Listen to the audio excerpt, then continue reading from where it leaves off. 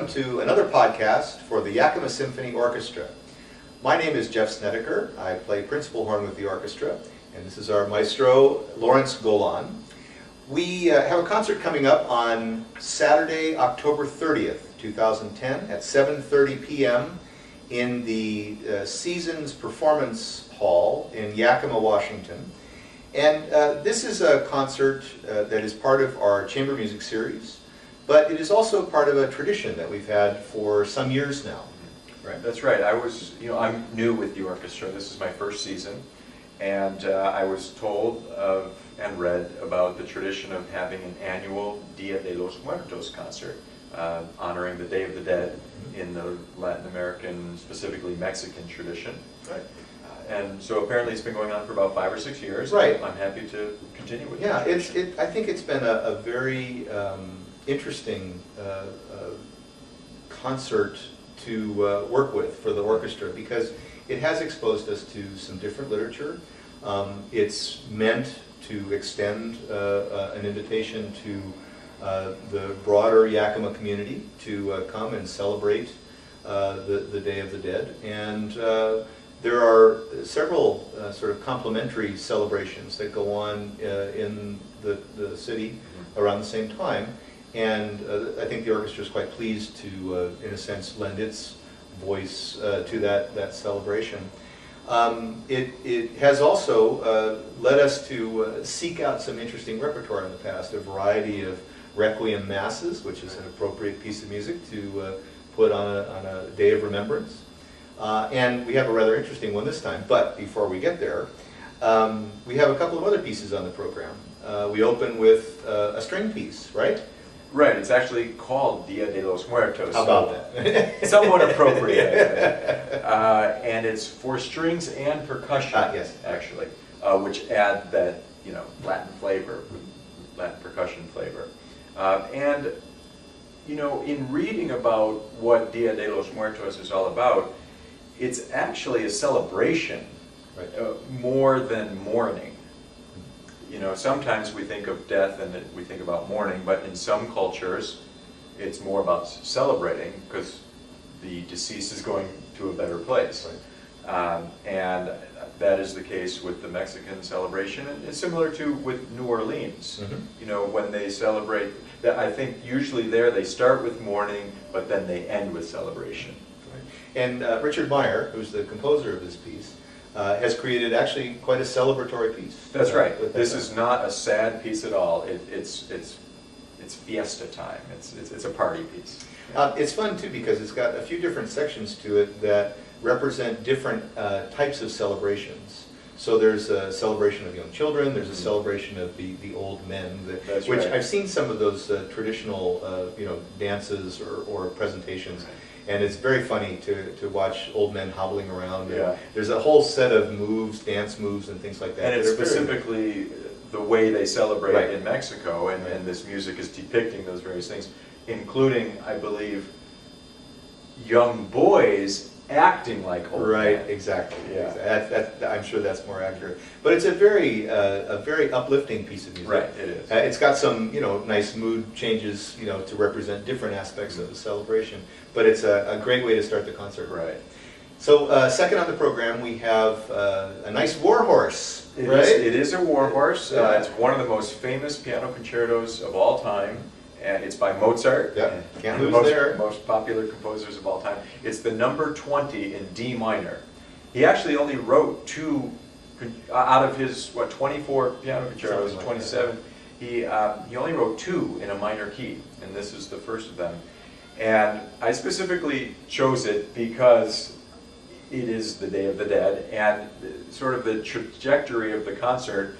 Maybe it's a little bit depressing, but it goes from celebratory to the more mourning side. With the second half is the Requiem, and in the middle is sort of leading there. It's this D minor piano concerto, very stirring, very emotional. It's an interesting choice because whether you had a hand in the choice or not, it's an interest. I know because we want to talk about our soloist in just a moment. Sure. But it's an interesting choice for this program because I don't know, a lot of Mozart's music, even when it's dark, it's not necessarily that you know, not that sad. Mhm. You know, there a lot of it. There seems to be a moment at the end where everything is like, oh, well, just kidding, you know, Right. and finish it off. But this one stays pretty dark the whole time. It does, except for the middle movement. Right. It's a very, Which is in the major key. but that's a very sort of heart-wrenching, It is. lyrical, beautiful piece. And by the way, our listeners and viewers will definitely recognize that middle movement from the film Amadeus, the terrific film about Mozart viewed through the eyes of Salieri. Yeah, yeah. It's a beautiful piece of music, and I think it does make a very nice sort of segue to the Requiem. So why don't you tell us about our soloist? Well, his name is Alberto Cruz, and as is traditional for this concert each year, we bring up the soloist from Morelia, Mexico, which is our Yakima sister city. And he is from the conservatory there, a graduate of the conservatory, and he's going to be in Yakima all week, visiting schools and working with children, and again, part of the week-long celebration of Dia de los Muertos. And that's been a wonderful aspect to this collaboration, because we've had some wonderful folks. I think many folks who have seen this concert will remember our marimba soloist, who was just a wonderful presence and a fantastic performer. It was really an exciting time. But we've had others too, cellist and so on. It's been very, very pleasant.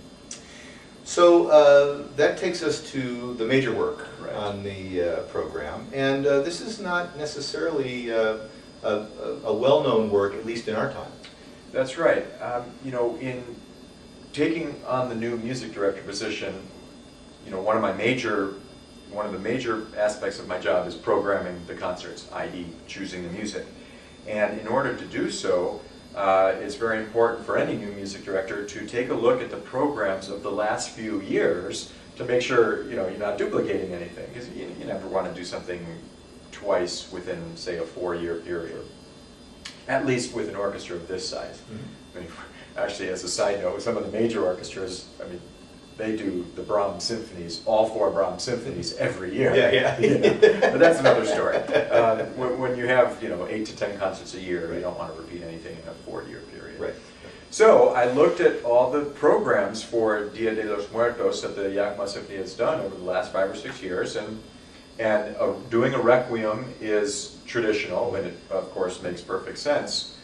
But all the famous ones have been done. You know, the Fauré Requiem, the Mozart Requiem. Would you like to thank Brooke Cresswell right now? Well, thanks, Brooke, for doing all the great ones. You selected excellent music.